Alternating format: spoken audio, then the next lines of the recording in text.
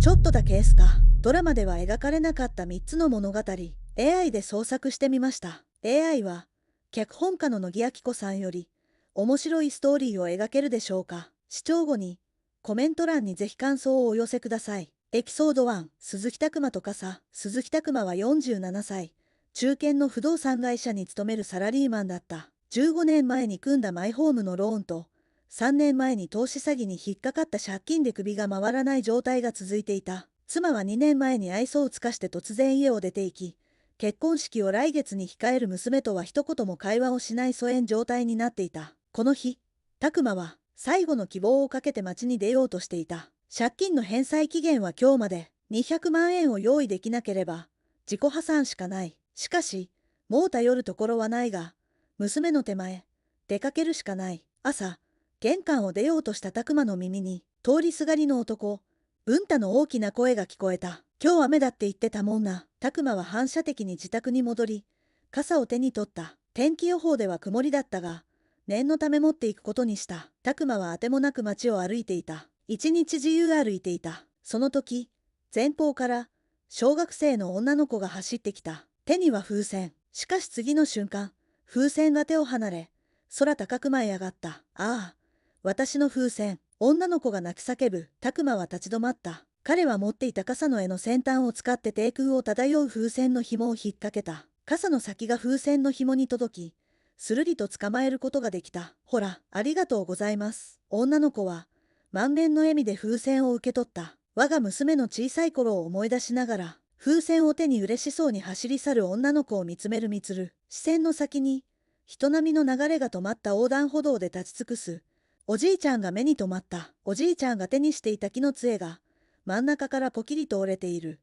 大丈夫ですか？みつるは、思わず声をかけた。おじいちゃんは顔をしかめながら、大丈夫、大丈夫と言うが、足は明らかに震えていた。みつるは一瞬迷って、自分の手にあった傘をゆっくり差し出す。これ、杖代わりになります。軽いけど、芯が丈夫なんで、おじいちゃんはためらいながら傘を受け取り、試しに体重をかける。カチと傘の骨が鳴った。お、支えになる。みつるは笑って頭を下げた。よかった。俺、今から会社行くんで、返さなくていいです。いや、そんな。いえ、僕、今日ちょっとだけ運がいい気がするんです。きっとこの傘、そっちの方が使われ方が正しい。その様子を見ていた。初老の男性が拓磨に声をかけた。いい傘の使い方ですね。優しい方だ。いえ、たまたまです。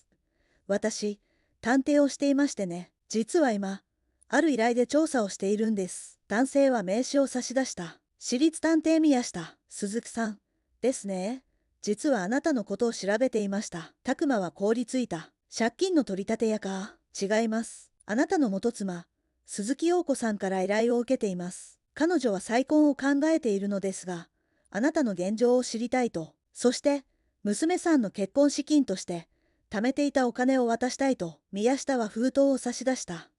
500万円です。娘さんの結婚資金として300万円。残りはご自由に使ってくださいとのことです。陽子さんは言っていました。あの人は不器用だけど、根は優しい人だったと。今の優しい行動を見て、確信しました。このお金を受け取る資格があると、拓磨の目から涙があふれた。傘を持っていなかったら、風船を取ってあげることも、おじいちゃんを助けることもできなかった。あなたに会うこともできなかった。この日、拓磨は借金を返済し、人生をやり直すきっかけをつかんだ。すべては、雨が降らない日に持った一本の傘のおかげだった。エピソード2、5分が変えた運命の歯車。佐藤満は32歳。大手広告代理店の中堅社員だ。入社10年目。仕事はそこそこできるが、突出した実績はない。昇進のチャンスは何度かあったが、いつも同期に先を越されてきた。この日は重要なプレゼンの日だった。大手飲料メーカーの新商品キャンペーンのコンペ。このプレゼンが成功すれば、念願の課長昇進が見えてくる。プレゼンは午後1時。会場は会社から電車で30分の場所。みつるは前日、同僚たちと夜遅くまで資料を作成していたため、今日は午前中は休みでプレゼン会場に直行できる。そして、目覚まし時計を昼11時30分にセットして眠りについた。余裕で15分前には会場に到着する。そう計算していた。文太という男が、みつるのアパートに忍び込み、目覚まし時計を5分進めた。ピピピピピ。みつるは飛び起きた。時計を見ると11時30分。今日は大事なプレゼンの日。昨夜は夜遅くまで資料作成をしたため、プレゼン会場へ直行することになっている。みつるは急いで身支度を整え、パンと牛乳を口に流し込み、スマホで液体検索を見る。11時50分。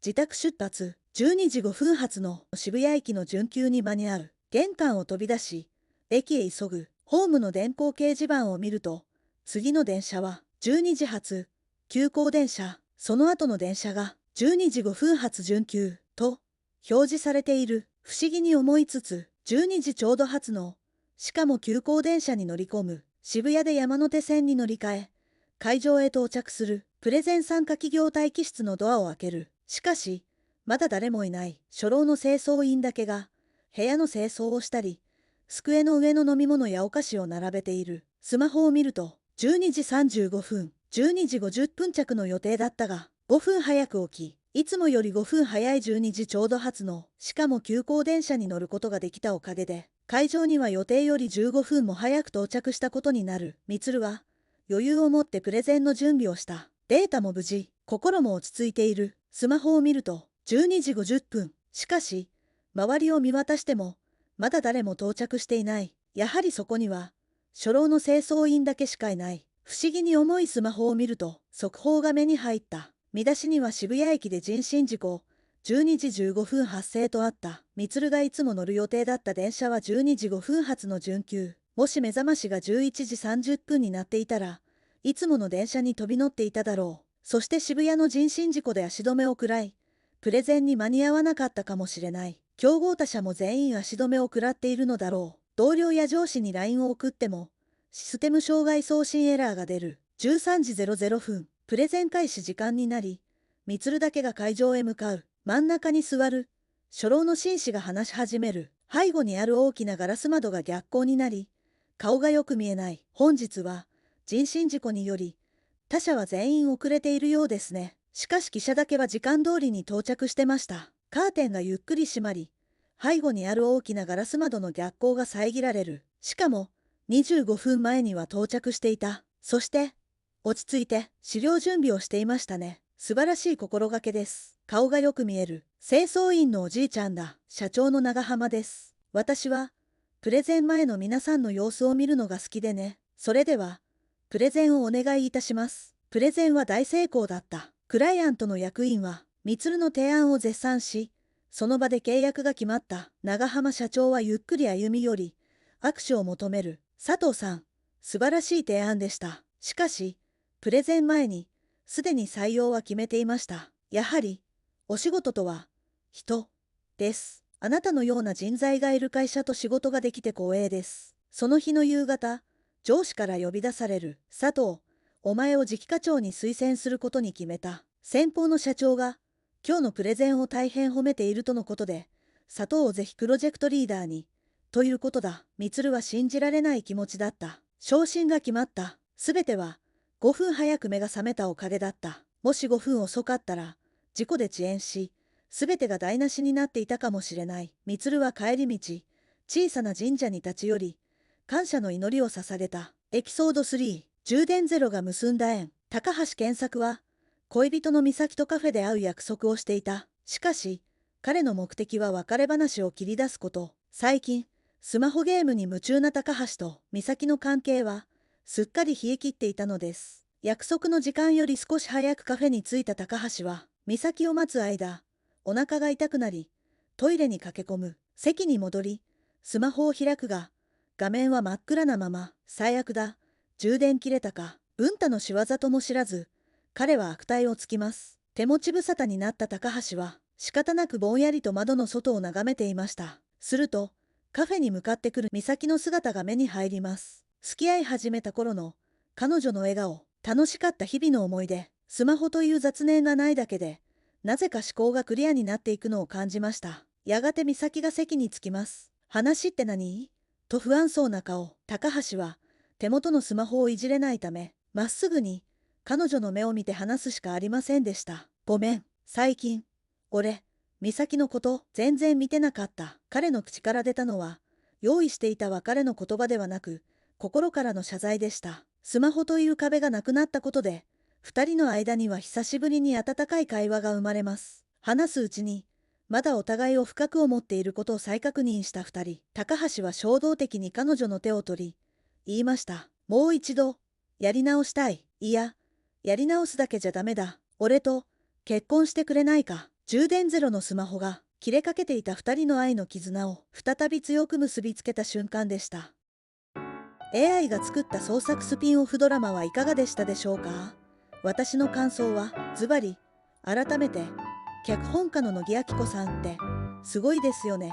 断然乃木さんが書いたストーリーの方が面白いですから。ちなみに乃木明子さんは逃げるは恥だが役に立つや MIU404 などで知られる脚本家です。今回のちょっとだけエスターも漫画や小説などの原作がない完全オリジナルドラマです。あなたの感想もぜひコメント欄にお寄せください。ちょっとだけエスターの次回作楽しみですね。ぜひチャンネル登録もお願いいたします。それではまた次の動画でお会いしましょう。